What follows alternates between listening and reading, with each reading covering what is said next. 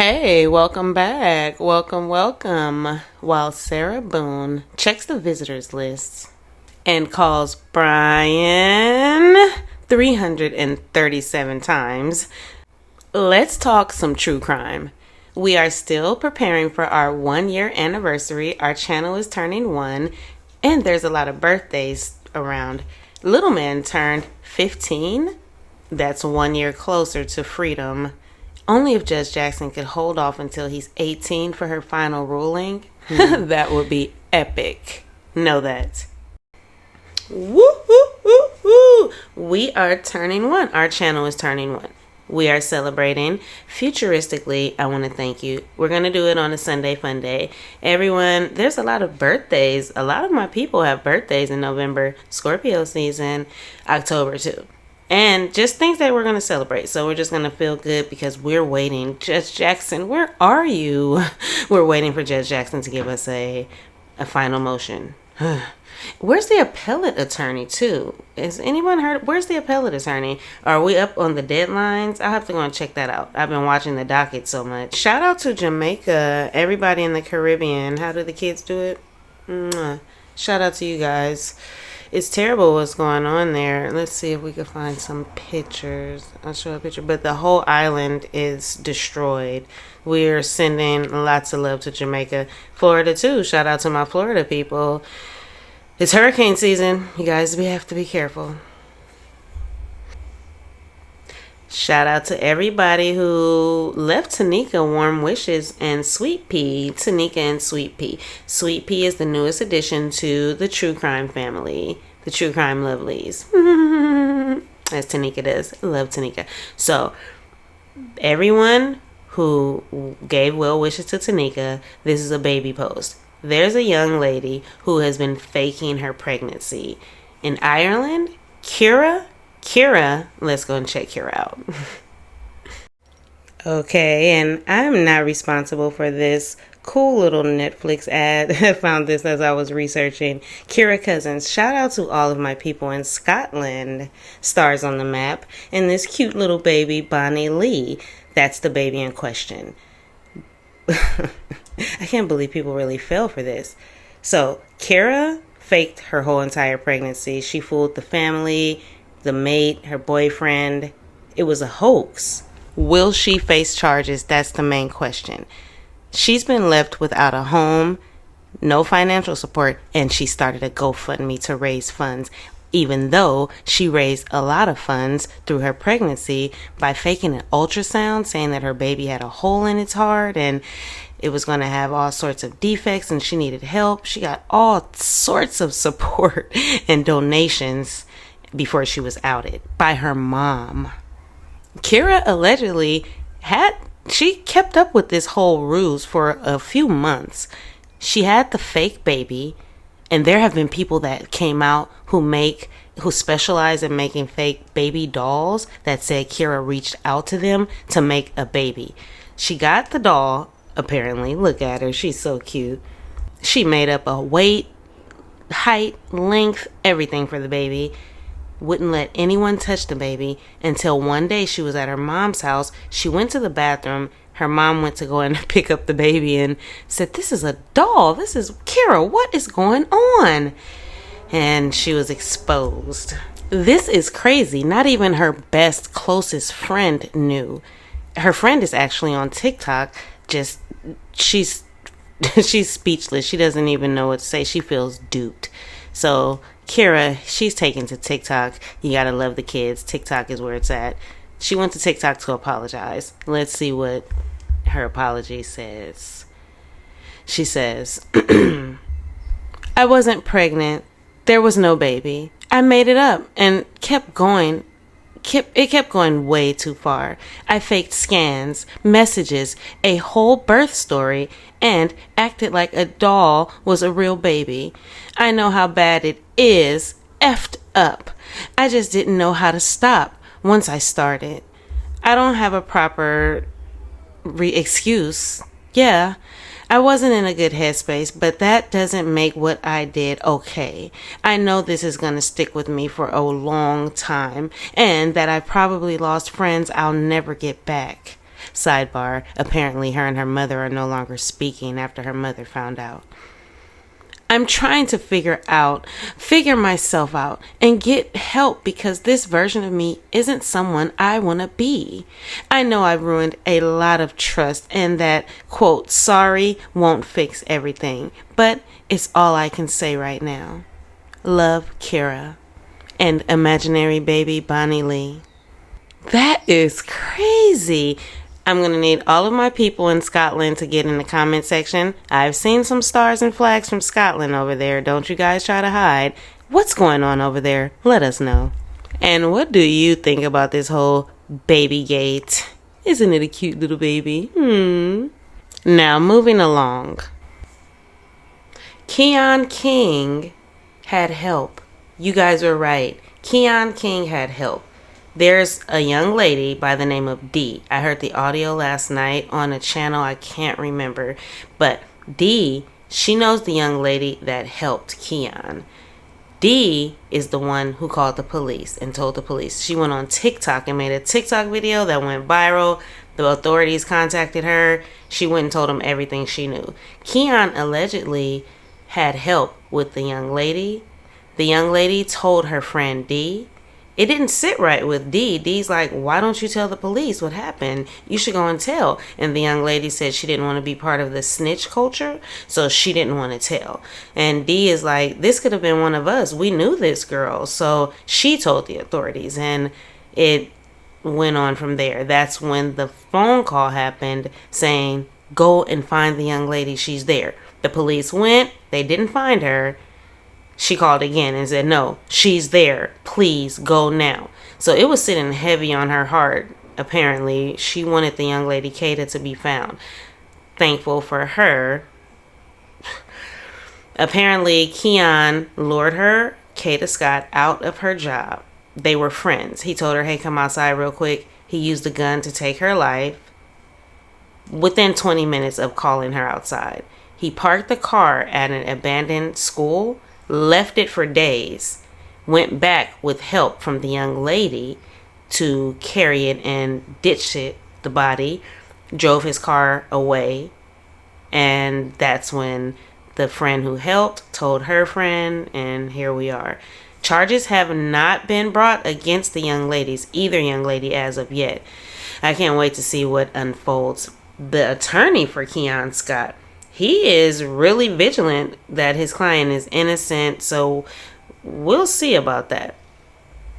I expect him to represent his client. However, he's saying that the young man, Keon, comes from a nice family who hired him to represent Keon in the previous case of stalking. Keon thought he was turning himself in on a completely different charge. He had no idea, allegedly, that he was a suspect in Kada's disappearance. His family didn't either. They were allegedly shocked when they found out Keon was the main suspect. They didn't know Dee had went and told already. I mean, someone had to know to call the authorities and say, hey, go here to this school and find XYZ here. Someone had to know and assist. It was clear. The parents and Keon didn't know. The story of this beauty queen, the tragic story of this beauty queen, has broken the hearts of many. It just wasn't he didn't have the right to take her life. Shout out to the young lady Dee for, in spite of snitch culture, telling the authorities where Kada was so that her family could lay her to rest. Allegedly, she's been facing a lot of backlash in her community, her friend group, about telling on Keon. We are waiting for all the evidence to unfold. However, Keon is being held now with no bail. The young man that Kada went on a date with the night before to Topgolf has been cleared. Keon is the only suspect. We're sending our well wishes to Kada and her family. On a lighter note, sidebar, what do we have here? It looks like Scott and Chelsea have gotten into Sarah's cubicle, right? The steak and potatoes, the photo of the steak and potatoes on the wall. She just could not let that story go. So, George stabbed me in the leg. And Scott is like, this steak is well done. Sidebar, how do you like your steak? I'm a medium rare type of girl. I like some butter or olive oil in the pan, and I have to have a potato on the side. How do you like yours? Sarah has her list on the wall. You know she loves a list. Number 1 on her list is, where is my money? She's waiting for her money from Judge Jackson as well. Where is my appeal attorney? I'm wondering the same thing. Call Brian. Little Man had a birthday. I wonder if Sarah was able to speak to Little Man on his birthday. Shout out to everybody who sent Little Man a birthday wish. Blue Giraffe sent sliced bread. Amanda, hug and kiss. Mandy made a good comment. Mandy said, interested to see the August-September call records. Will Brian actually limit Sarah calling to just 1 day a week? I get a bad feeling Little Man is being rebellious due to too much contact with Sarah. Which is a good point. You know, parents during a divorce, hey, I want to be nicer than your dad. Hey, I want to be nicer than your mom. I'm pretty sure she's promising him so many things. The main thing is her returning home. I'm sure she's promising him material things too. Yes, I'd like to include $100 for gifts for my son. Yes. So I hope she's not influencing the Boone guys and they were able to watch football and have a good birthday. You know, and not be tied to the phone. I'm pretty sure Sarah wanted him to spend his entire birthday on the phone with her. So what are you doing? Where are you guys going? What did your dad get you? You know, and he's probably, and then she wants him to go off in private and speak. So probably just makes for an awkward phone visit, quote unquote, with the multitudinous amount of features. She was probably calling them all day. 13 cents a minute, because he's making it seem like that's a lot. She probably called all day, all night. I wonder if they spoke on the phone. Does anyone know, all of my Florida residents or divorcees, is Brian still bound to the old divorce decree, or is he on his own free will right now until Judge Jackson makes her final motion? I'm thinking in my mind, you know, he doesn't have to follow her rules until Judge Jackson makes a ruling, right? Shout out to everyone who's joining us on Sunday Fun Day. Grampy says, hey Danny, I can't wait for 11/2/25 to help you celebrate your 1-year anniversary. Yay, congrats. It's actually our anniversary, Grampy. I couldn't do this without my people. Know that. I'm so grateful that you guys show up for me, hang out, dance with the dogs, have perpetual question marks, wondering what's going on about Sarah. Know that. Oh, and this is important. Sub Rosa, shout out to Sub Rosa, top tier commenter. I'm going to make a coffee table book, The Letters of Suitcase Sarah Boone. I started a GoFundMe to get a few advanced copies printed. I can't wait to show you guys. Isn't that cool? We have to show support for Sub Rosa. Sub Rosa, make sure you keep us posted. I for sure want a copy. Do you guys remember when I first started the channel and someone gifted me a Sarah Boone book? It was a treacherous read. Pretty much halfway through the book, it started talking about a completely different case of a little girl named Harmony. Totally just copy-pasted transcripts in a book. It was horrible. A horrible, horrible read. Plus, I didn't want to support Sarah in any type of way financially or anyone of her flying donkeys, you know. However, you never look a gift horse in the mouth, so I shared it with you guys. I'll find a picture and post it here. Here we go. This is the book here. Nonetheless, who else better to write a book about Sarah than a straight-A student or a scoundrel? We know her the best. On our last episode, we went over Dr. Warner's testimony in Sarah's trial, and it was so good to watch James squirm. He was holding his arms crossed like a toddler, almost stomping his feet.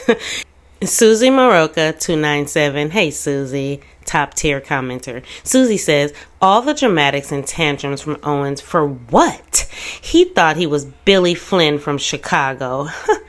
So he tried to razzle dazzle the experts, quote, Mr. Cranick and the Florida jury, only for Sarah and her fixer to turn against him and try to embellish his qualifications.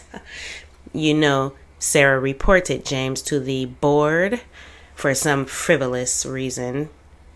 He's the only one that I thought made it out unscathed from her wrath, but he didn't. He got it too. At this point, I think Billy Lane is the only person. Leave a comment below. Has anyone made it through Sarah's clutches unscathed other than maybe Billy Lane? Jeanette Booker, 2500. Hey, Jeanette. Jeanette says, Owens didn't have the requested side of Keen. I agree. Jeanette also said, I think Brian should have asked for the visits to be left up to the son. If he wants to visit her, Dad will facilitate the visit. That's a good one. Really good one. And you know, I don't think, has anyone asked the little boy what he wanted? Rip Rider 916 said, she would lie about the weather if you asked Sarah Boone. Delusional lady. JBrat122 said, this is why I think she may have meant to kill him that night. She knew someone could die if left in a suitcase. Carolina had a very good thought. I have always wondered if Detective Chelsea Copsall knew the answer to her question. Oh, me too. Okay, in my mind, she didn't know. It just was like the universe right there smacking Sarah in the face. In my mind, this just happened. This was a Facebook post that was a few years back. Chelsea didn't know Sarah. She hadn't looked into her Facebook or her history yet, in my mind. So she was just asking her, like, as a mother pregnant with her own child, woman to woman, like, would you do this to your own child? Or did she already look in Sarah's phone and see the Facebook post, and the next day in the interrogation room confronted her about it? I'm so torn between that. What do you think? Did Chelsea know or did she not know? This was the point in the interrogation where Chelsea was revving it up. Her feet were hurting. They were swollen. Her neck was, she kept cracking her neck. She was coughing. She was tired. She was ready to go. She was ready to confront Sarah. Her battery was dying. So, you know, Chelsea was not there to play games with Sarah. So leading up into the big reveal, she was asking her really provocative questions. What about if it was your son? You wouldn't do that to Lucas, would you? I mean, you wouldn't do that to little man, would you? So what do you think? Oh, I don't know. Shout out to Jill Rubin and LZB. Jill said, lie, lie, lie, and more lies, Sarah. LZ said, that helmet don't move. Know that. Tell the Truth says, my motivation was, I got to finish the wine all by myself. That's always the motivation because I'm a drunk. Ask anyone. Ask the apartment manager. Ask my neighbors. Did you ask my former husband? Dan D, True Crime. Everything was fine and dandy. Hey, Dan. Shout out to Dan D. Make sure you go and follow Dan D, True Crime. Motivation. Dan says, motivation? You've seen my life. How can you accuse me of having motivation? This is when the detectives were asking her in the interrogation, what was your motivation? I mean, what did you do? I didn't have any motivation. Not intentional, no malicious content, no motivation. Know that. I don't say it enough. Shout out to you guys. Thank you for docket watching with me, cracking open these cases, solving these puzzles, helping me with snarky comments, keeping me maintained and focused, and just enjoying each other's company. Let's switch gears a little bit. I just noticed, you guys see my calendar, it has wings on it. Wings, wings, wings, wings. Have you guys heard about the young lady Maya from Maya with Love? Let's find that story. So Maya, let's see, the appeals court has reversed a $200 million judgment that Maya and her family won. Let's go talk about it. Do you remember this case? I do. It was like this girl was treated like a science project at this hospital. Her mother took her life. It was crazy. The court found that Maya Kowalski had suffered battery, medical negligence, and false imprisonment by the hospital. They awarded her $208 million, hush puppy, in punitive damages, right? Now, 2 years later, the appeals attorney is given a reason saying that the court didn't allow hospitals direct verdicts and faulted the judge for allowing emotionally charged testimony and arguments that blurred legal immune acts with potential torts. The decision reinforces Chapter 39 immunity, which protects hospitals and healthcare workers who might be overzealous in protecting children from potential abuse because they thought Maya's mom was abusing her and she wasn't. So they've called for a whole new trial. Oh, that poor baby. She has to sit through that all again. What do you think about that? $208 million. My gardeners just came. Can you guys hear them?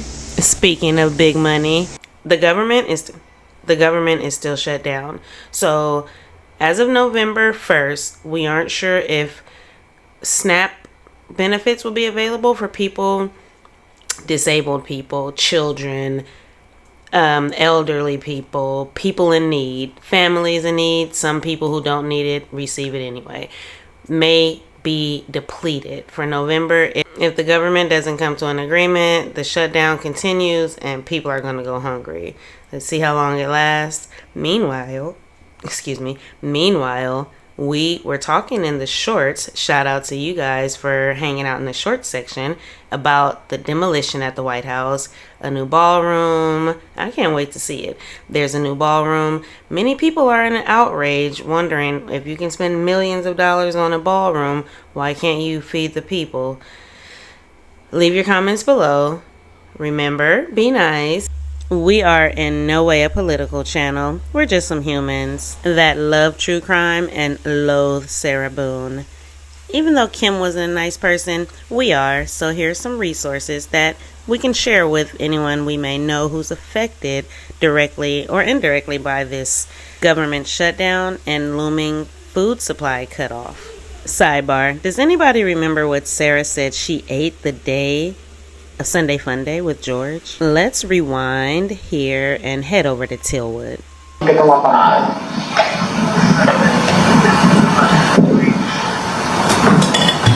I don't know, she just take me in, I don't know. I don't know. Did you push her, hit her, anything like that? No, not at all. Okay, how did she get the lump on her head? I don't know.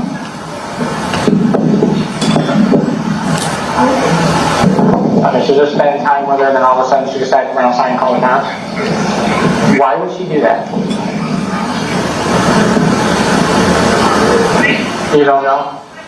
She's nice, dude. She's nice. Okay, that's fine.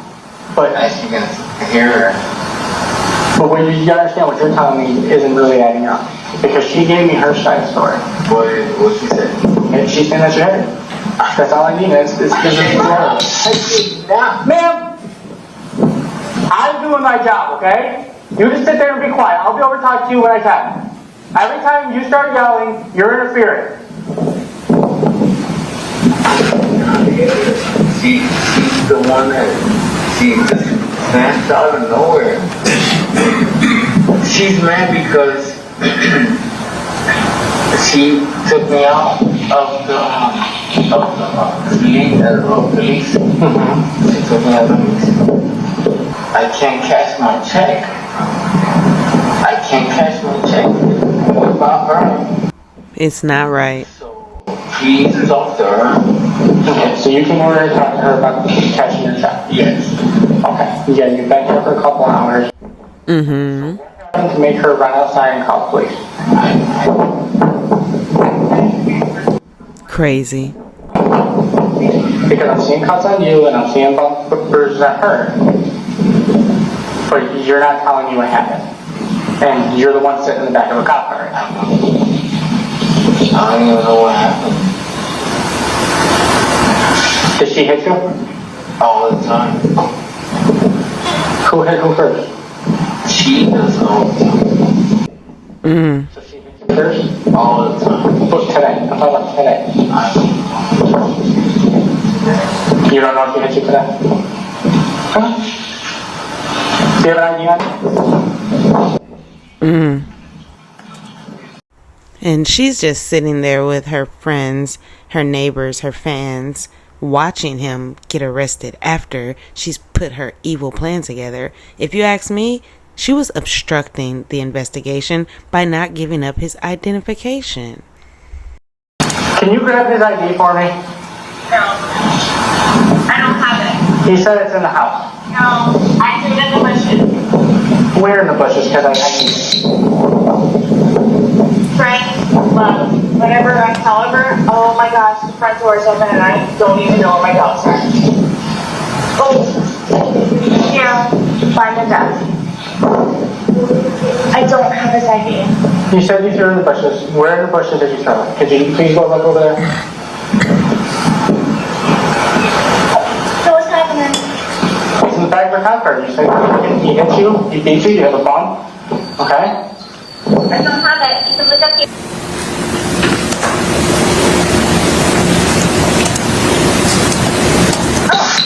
Where were you? His brother and his ranting mother came over here, so it should be somewhere in here if they didn't find it.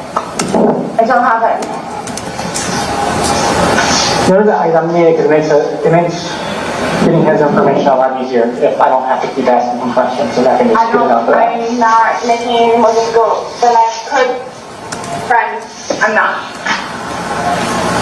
I've already looked through here. Okay. I go to get your stuff out over there, I'll get her start on the list. You want to sit down? If you live in here, you will be needing it. You told me I'm not going to get one. I love you. I don't know what it is that you're asking me for. She is literally out of her mind.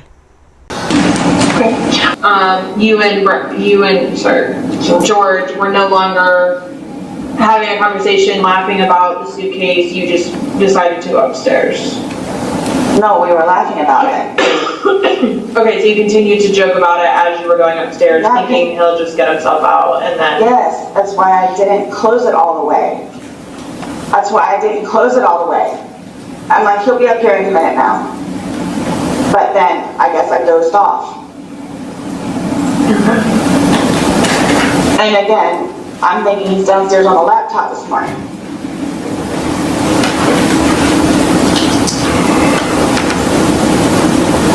Because he gets out of bed before I do, most of the time.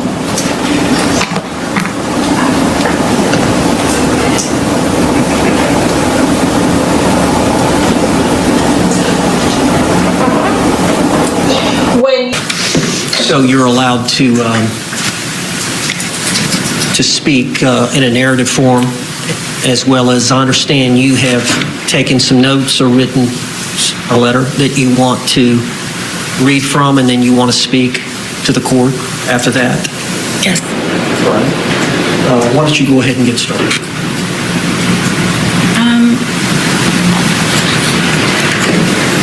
This is actually an edited version of... Hold on a second. Okay.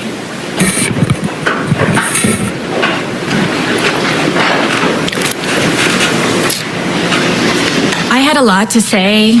I've had a lot of time to think about things, and I didn't really know how to put it on paper. And I didn't know how much I could say or how little I should say. So what I have here is, like I said, an edited version.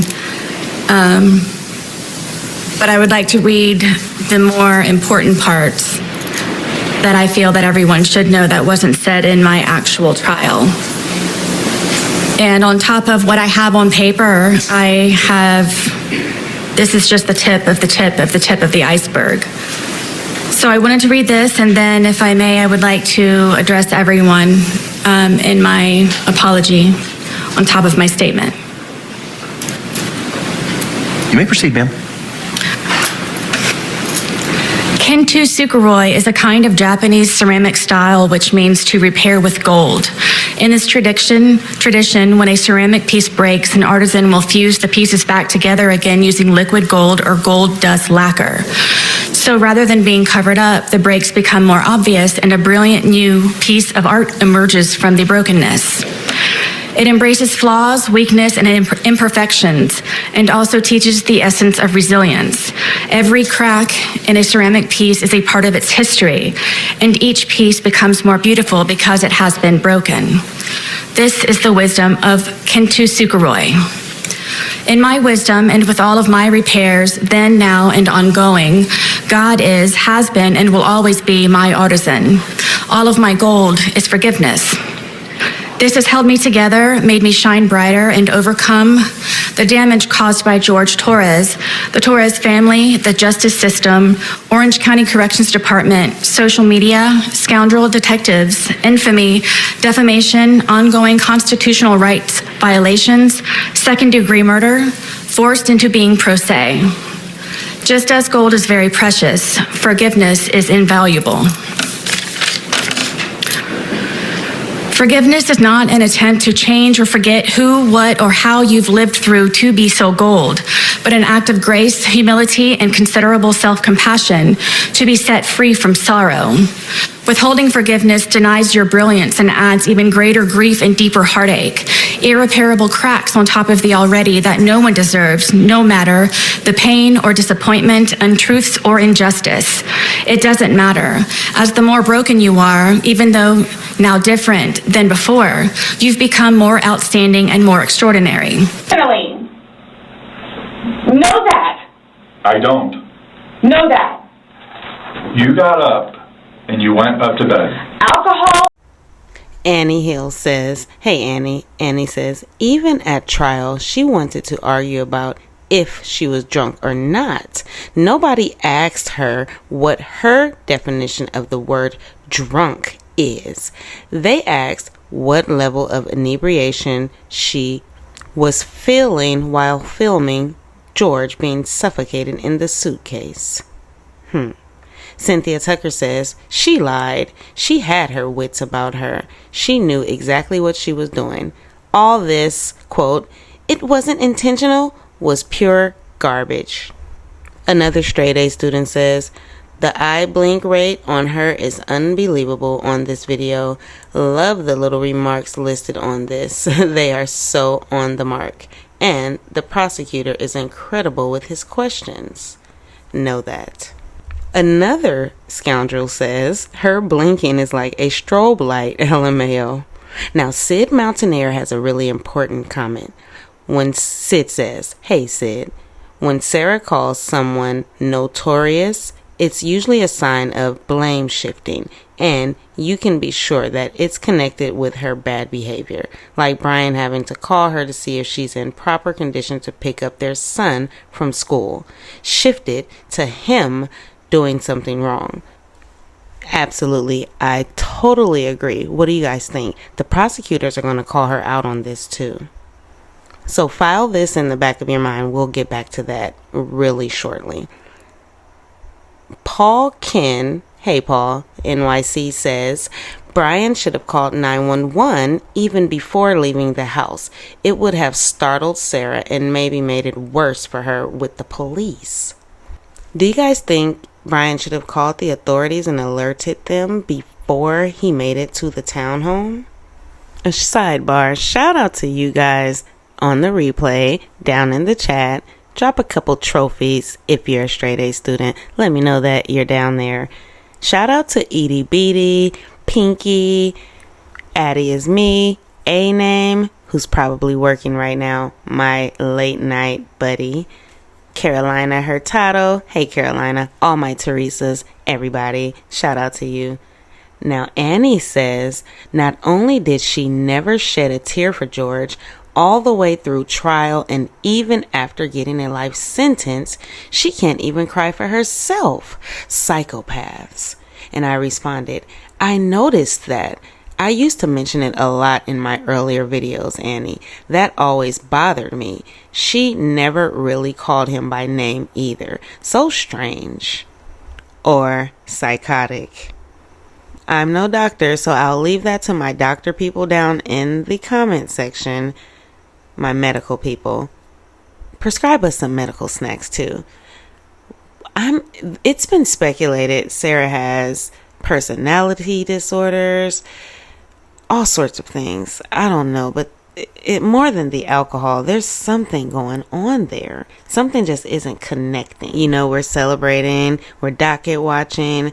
I found some prison commissary food. A roast beef sandwich from the prison commissary list. So we're going to try it on our next video. Know that. I found it for like $2, $2.79 at a local market. However, in the facility, it goes for $8 to $10 easily. It's considered hot food. Here it is right here. We're going to save it for our Sunday Fun Day stream so we can try it then. I wonder what it's going to taste like. Let's head over to court and hear Mr. J call Sarah out. He's going to call her out on that whole notorious thing. Is there anything you're notorious for? No. She feigned so innocent on the stand on rebuttal with Mr. J. She didn't look at the jury once. When she was on a roll with Mr. Owens, she turned to the jury every time she answered a question. Yes, no, maybe so. When it was Mr. J, she was zeroed in on him, I think like a deer in headlights. Nonetheless, an aggressive deer. Remember, this was around the time she just gotten the team, the defense team. She was feeling herself very confident. She was getting written up at the facility already, defying directions, making threats, hoarding contraband, fighting with inmates, receiving a multitudinous amounts of disciplinary actions at this time, and demanding hair and makeup. The whole family despises me. I'm afraid. That has nothing to do with it. Yes, it does. Now, your testimony, it seems like you spend day after day finding things to entertain Mr. Torres to do, correct? Yes. Almost like having a child. You have your own child, correct? I do. What you described sounded like having a small child. Would you agree? That's your interpretation. Okay. Well, you take him from doing arts and crafts to doing puzzles, so on and so forth, correct? When he's been drinking, yes. Okay.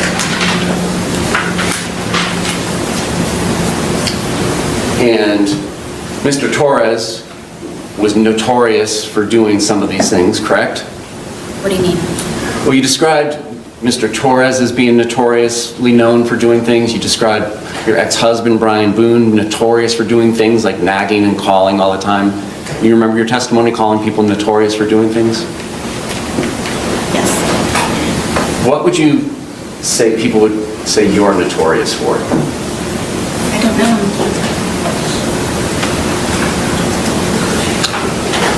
And you would not answer Brian Boone, your ex-husband's phone calls just so that you could let him know that you're busy and you have things going on, correct? I knew that at whatever time it was that he was calling me, that he could wait for the few moments of me getting up to where Lucas gets out of school at 3 o'clock. Okay. But you wouldn't return his call. You would let him call several times, correct? That day, yes. Okay. How about other days? Would he have to call to remind you to get Lucas on other days?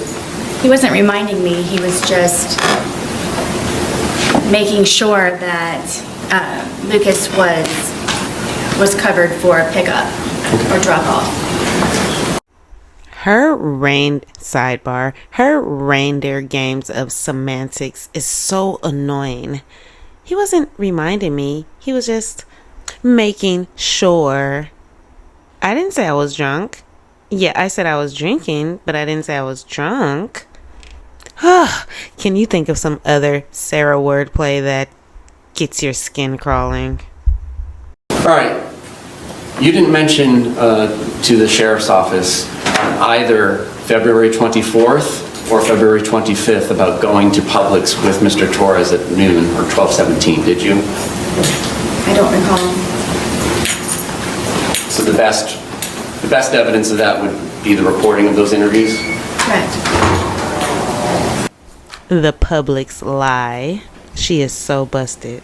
Did you not remember going to Publix with Mr. Torres that day? At what point? At any point? No, I didn't. You had indicated to the police that it was about 4 p.m. that you all had started drinking after doing chores. Do you recall that? I do. And your testimony today was that it was really more after you guys went to Publix at about 12:17 p.m., correct? Yes. And you did not tell the truth to the police, correct? I'm sorry, I didn't hear the question. You did not tell the truth to the police about that, correct? I did not. And when they were asking you about Mr. Torres's injuries, you told them that you had nothing to do with it, correct? Yes. And that was not the truth. Correct. I love how he just lets her marinate in her lies. It's good for the jury to see, too. Watch her squirm. Look at her. She knows she's lying. What did y'all have for breakfast on the 23rd? I don't remember. Did y'all have lunch? I believe we had leftovers from, I think, something that we had in the fridge. And do you recall what those were? Not at this point, no. And then I believe you mentioned having a sandwich of some sort for dinner? Mm-hmm. No, I believe it was for, I'm guessing he and I ate at the same time. What? He didn't ask about time frames.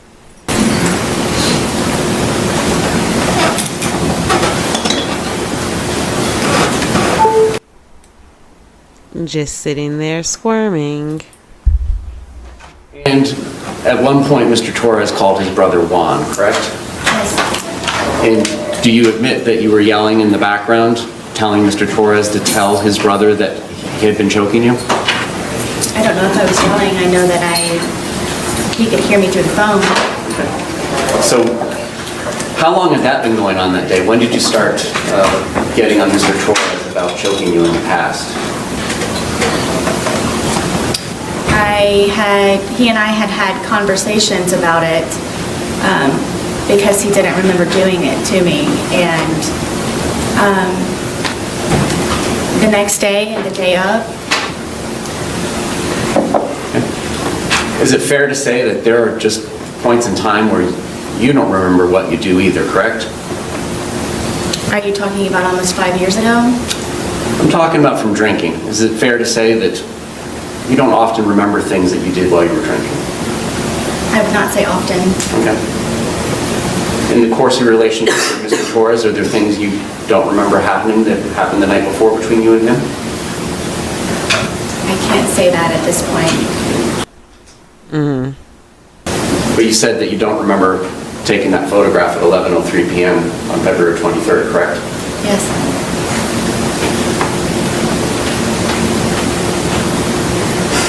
Was there anything else that you were telling Mr. Torres that he needed to tell his brother? Not that I can recall. Okay. Was there anything you were telling him that he needed to tell his daughters? Not that I can recall.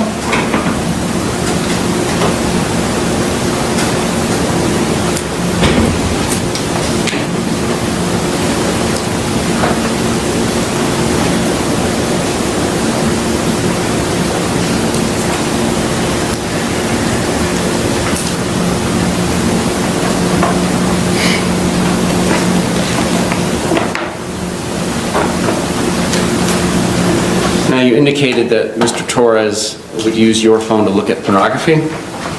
Correct. Were there ever any points in times when it was you that was used looking at pornography?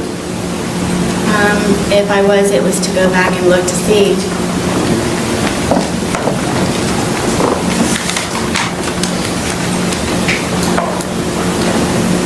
Did you ever threaten to get Mr. Torres arrested if he did not do what you wanted him to do?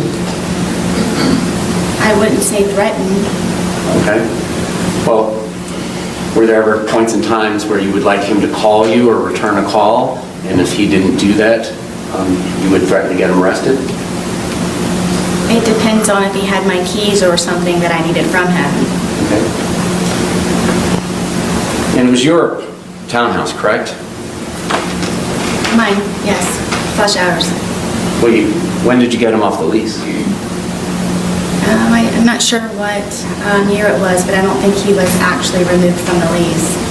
Okay. I think he was made a different type of tenant. And did you change the locks so that he couldn't get back in at the points and times when you kicked him out? I did, sometimes.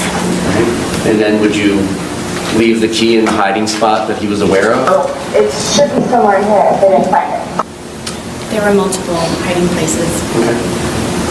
On any of the 911 calls, did you ever mention that Mr. Torres was aware of where you kept your keys and that's how he got back into the house? I didn't know I needed to. Okay. He would never break into my home. All right, and it's your testimony that you did not push him down the stairs, correct? Yes. And in fact, it was him that dragged you down the stairs the night before, correct? Yes. Now, by dragged, did you leave your feet? Yes. And did you get scrapes on your knees or anywhere from the carpet? I'm not sure. I don't. Did you get any injuries, like bruises or abrasions or scrapes? I was missing a wad of my hair. Yes, that was on the stairwell. Okay. And you agree that you were photographed on February 24th when the police came out, correct? The day of the incident? Well, the afternoon after the incident. We're not sure when he passed. Yes. Some of those photographs showed ashtrays inside your house. I thought you said you guys couldn't smoke inside your house. We couldn't. But you did, right? Sometimes, yes. I'm afraid. That has nothing to do with it. Yes, it does. And you agree you would go to the hospital and tell them things that were not true, correct? Yes. There were times where you would go to the hospital and leave without getting treatment, correct? Yes. And is it fair to say that you often had alcohol in your system when you were going to the hospital, correct? Sometimes. His whole family despises me. I'm afraid. That has nothing to do with it. Yes, it does. All right, so just to summarize the day to make sure we understand it. You all wake up sometime in the morning, but it's an unknown time, correct? On February 23rd. Or early afternoon. Yes, I had a problem with the detectives and them having me guesstimate times. Okay. Are you the kind of person, like most of us, that uses your phone when you wake up? No. So the first activity on your phone may have nothing to do with when you woke up. Is that fair for you? Yes, other than looking at the time possibly. Okay. So, at some point you wake up, it doesn't sound like you have breakfast, correct? Correct. You do some chores, correct? Yes. So that is true. That part of it is true. You did do chores before going to Publix at 12:17? Yes. I like that sidebar. He said that part is true. And she agrees. Yeah. I don't think she realizes she made George look even better by saying he wouldn't break into her place. I'm pretty sure they both had their faults, but he wasn't how she presented him. All right. After chores, you go to Publix and you get that 1.5 liter Magnum bottle of Woodbridge Chardonnay, correct? I'm not sure what Magnum is. 1.5 liters. Instead of the 750s, it's the double size. It's like 2 bottles of wine. Okay, yes. So you got a 1.5 liter, right? Yes, it is the larger bottle. And you got home and it's bottles left from the night before, correct? Yes. She did not want to say yes to that. She looks humiliated. I don't drink. I don't like to drink. Mr. J is putting on a master class, slowly pulling them out. laying them on the counter to show the jury how huge they are. These are celebratory bottles for graduations, weddings, special occasions, the weekends, you know, when it's time to have a good time. And so, would you agree that this is one of the 3 bottles that was purchased between February 22nd and the 2 that were purchased on February 23rd of 2020? I'm guessing Okay. it's like the bottle, yes. All right, and it's 1.5 liters. Would you agree?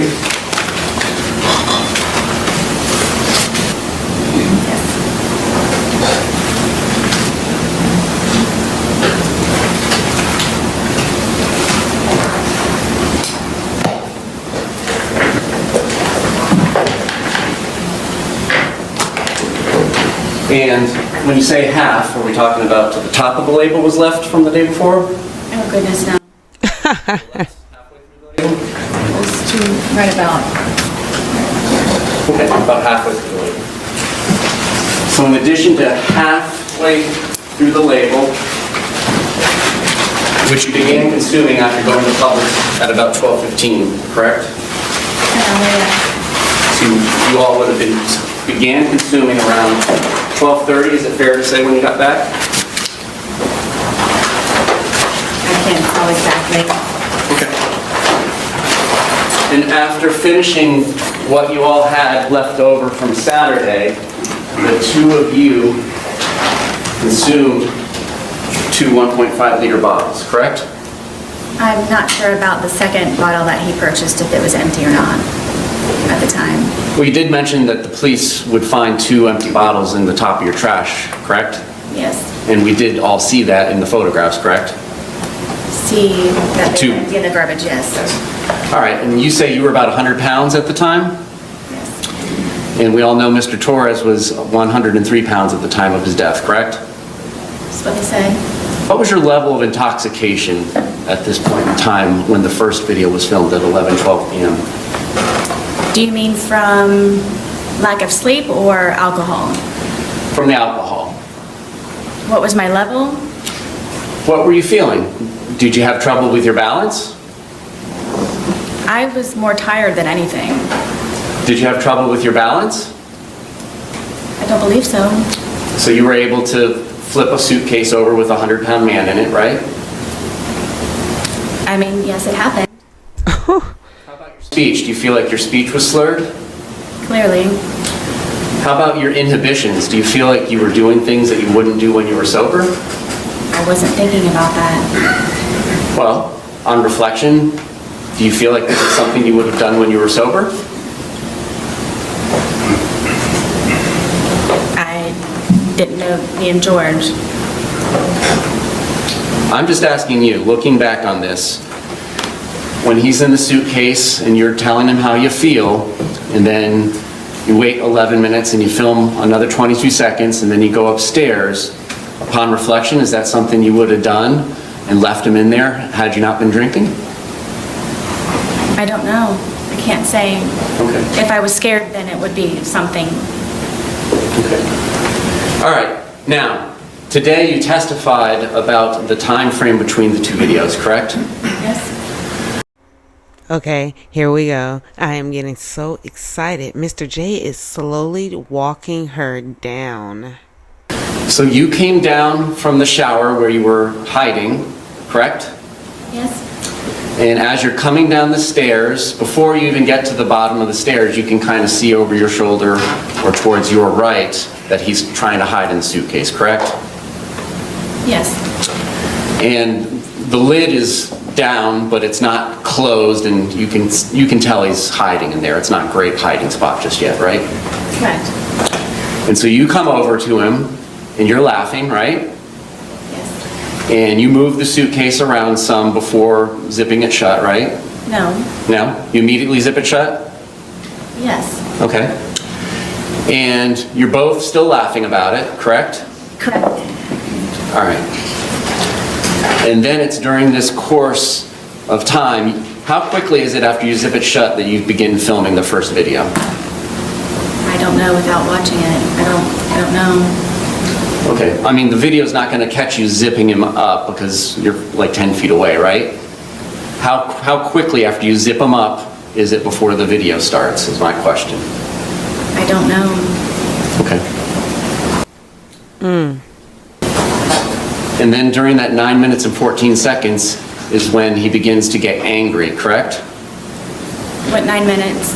Between the two videos, there's 9 minutes and 14 seconds between the end of 1061 and the beginning of 1062 and 1063. So, Say it one more time, please. between these two movies, of which there's about 9 minutes and 14 seconds, Mr. Torres begins to get angry and try and push his way out and get out of the suitcase, correct? He had been angry on and off throughout the entire day. Okay. You didn't tell us that earlier. You said it was a wonderful, fun day all day, correct? That's because I lived. Okay, here we go. Attempting to change the narrative right in front of the jury and the whole entire courtroom. She's gonna watch. She's gonna go ahead and say, like, "Oh, when was I supposed to tell you this?" Mr. J's like, hold on. This is not what you told us earlier." She's like, "When was I supposed to tell you this?" It totally reminds me of the time when she was in the red shirt talking to the officer, and he said, on the phone, you said that you hit him too. "I was being honest." And he said, "Okay, well, tell me that." "Oh, I didn't know that you wanted to hear that." And he's like, "What? Yeah, tell me." That's because she was making it up on the fly, just like she is now. Let's get back to court. I have to know, did that part make you mad too? Ugh. Okay. But you did not tell us earlier today that he had been angry throughout the day. When would I say that? You described your entire day of doing puzzles, and arts and crafts, and outside by the dartboard, and you said it was a wonderful day and everything was fun until he was in the suitcase. Did you not testify to that earlier today? I did. Okay. My specific question between these two movies is, this is when he begins to get angry and trying to push his way out and to get out of the suitcase, correct? Angry again, yes. Okay. And he was expressing his anger in what manner? How did he say this? At which point throughout the day? Ma'am, you know very well that I'm talking about between these movies. Please answer my question. Between these two movies, how did he express his anger with you? Woo! This has to be one of my top 5 parts of trial rebuttal. Oh, I loved it. He said, "Ma'am, you know very well what I'm talking about." She did. She was just stuck, but she knew just what he was talking about. First, you try to switch up the whole narrative and the entire story in front of our eyes. Now you're pretending like you don't know what's going on. Okay, let's rewind that a little bit and watch it again. Anger in what manner? How did he say this? At which point throughout the day? Ma'am, you know very well that I'm talking about between these movies. Please answer my question. Between these two movies, how did he express his anger with you? Told me that I was going to fucking die. Okay. Now this is happening after he's already told you several times he cannot breathe in the suitcase, correct? Correct. And he's been in there for whatever brief amount of time it took you to zip him up, and the laughter stops, and then you go over and begin to film, correct? Yes. And you're filming. Your purpose of filming is to kind of teach him a lesson. This is your chance to say something to him when he can't say anything back to you, correct? No. Then correct me. There was no lesson to be learned. It was just I wanted him to try to understand how I felt so maybe he could progress in being a better person the next day. So you wanted him to understand how you felt in the past, and that's not teaching a lesson? I just wanted him to understand. Okay. All right, and so immediately prior to zipping him up and putting him into the movie, you had been upstairs, correct? I'm sorry? Immediately before coming down and zipping him up and then filming the first of the two movies, you had been upstairs in the shower, correct? Yes. Mr. J has walked her down. All she's got left is her baby voice. Her mouth is twitching like crazy, and her eyes are blinking like she's about to malfunction. I'm going to publish what has been labeled as image_1061, which according to the timeline was captured at 11:03 p.m. 31 seconds with her device. And labeled as image_1061, which according to the timeline was captured at 11:03 p.m. 31 seconds with her device. Do I have to watch this? I continuously throw up. I don't sleep. I don't want to see it, if that's okay. I know how much vodka was in that bottle. Whew, and he's not finished yet. I know Sarah's ready to put on her pink shorts and run to Muldoon's to ask a man for a cigarette. Not intentionally. Ladies and gentlemen, George Torres is dead because the defendant believed he deserved to be zipped shut in a suitcase so that she could make him feel how she felt when he cheated on her, when he choked her, and to hold him there as a captive audience, according to her testimony. Now he has to listen to me. Well, right out of the gate, there are credibility issues. Cheating to me means viewing pornography. Well, we saw cheating really means women. And the heated conversation on June 14th about these women in Facebook. And that is what leads to the arrest on June 15th. He's out whoring, Candy Crush, all the bizarre things that you see in her phone. He uses the legal system as a weapon at times. There's no denying that they are engaging in violent behavior. And it is over nonsense. It is smashing TVs. They call the police and then they're standing there looking bewildered about what to do and who to say and laughing and joking. Ladies and gentlemen, the courtroom is the place for justice, not a suitcase. Yes. Like Mr. Cacciatore argued earlier, battered spouse syndrome is not a license to kill. Past grievances, even being stabbed in the leg, so on and so forth, do not give her the license to kill. There are still laws in place about when and how this can be done in a justifiable manner. The facts of the case that came from her own mouth, if she is to be believed, and we will explore thoroughly why you should disregard every bit of her testimony, from court to the detectives, to the 911 operator, to the doctors.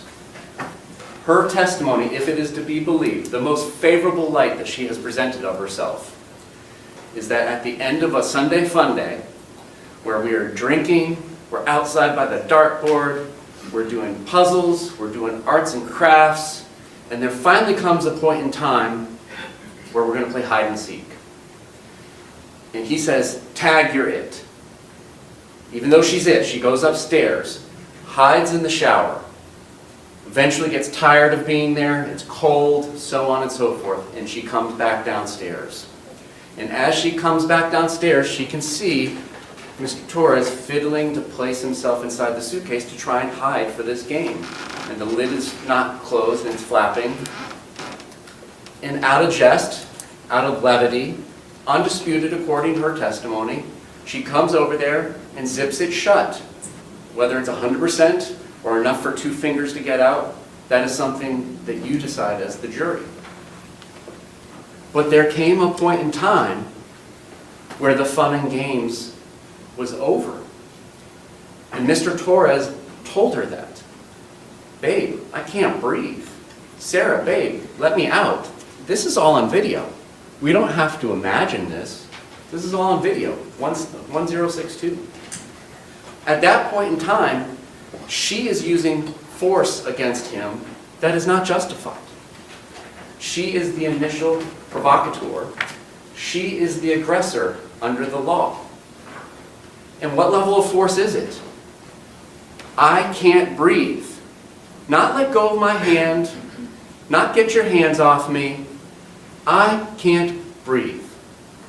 This is no different Then two people, maybe they're buddies at the bar, similar to an example that was given by Mr. Owen, who are wrestling, and one has another one in a headlock. And there comes a point in time where the person on the receiving end of the headlock says, that's enough, I'm tapping. George Torres was tapping, and she ignored it. And she was kind enough to tell you why. Out of anger, which translates to hatred, ill will, spite, just like that in jury instruction for second-degree murder. She told you exactly why. She got angry. Him saying, "I can't breathe, babe," was what triggered her. Not a fear of imminent harm. Those are her own words. That is the law. These are the two paragraphs that solve this equation without getting up on a big whiteboard in college that's 30 feet long, 15 feet high, and a ladder, and somebody's scribbling Latin words and Greek letters for months and months to solve this huge, complicated equation. The equation is solved in two paragraphs. She is the initial aggressor. He is saying, "I can't breathe." It is no different than a naked chokehold that she does not let go of. And she told you it's because I want him to listen to me. This is my bully pulpit. This is how he made me feel in the past. She doesn't describe it as teaching him a lesson, but that's exactly what she says. I want him to feel like I felt in the past. I want to tell him things. Ladies and gentlemen, we can play semantical games, but that is teaching him a lesson. Therefore, we have to look at the other two paragraphs. Because right now, plain as day, the use of deadly force is not justified if you find that Sarah Boone used force to initially provoke the threat she was facing was him fighting for survival. Oh, this is getting so good. We're going to start our next episode exactly where we left off here. On our next episode, we're going to start off exactly where we left off. If you made it this far, you know I appreciate you. And I'll see you on the next episode. Bye.